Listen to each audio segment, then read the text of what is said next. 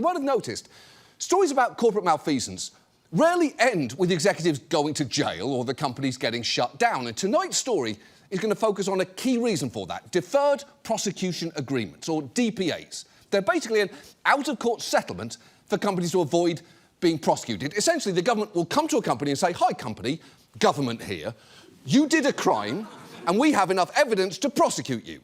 But instead of then doing that, they strike a deal where if the company behaves itself for a certain amount of time, the criminal charges eventually disappear. Sometimes they'll go with an even weaker option, a non-prosecution agreement, or NPA, which doesn't even have to be filed in court. But either way, they're terms that tend to slide past you whenever you hear them on the news.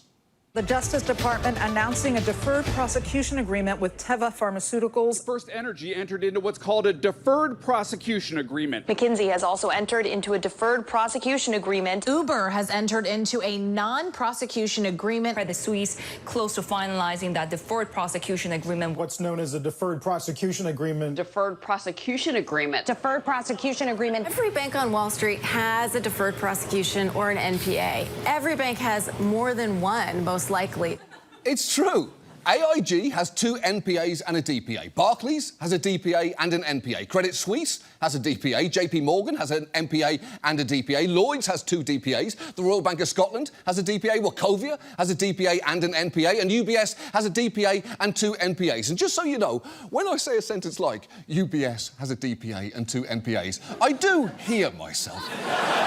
I'm fully aware that one day this show will just be me reading one long acronym for 40 minutes. We'll have achieved our perfect form, and on that day, I'll finally be allowed to die. But the point is, these agreements are absolutely everywhere. Honestly, the only things more ubiquitous than DPAs on Wall Street are fleece vests and undiagnosed sociopaths.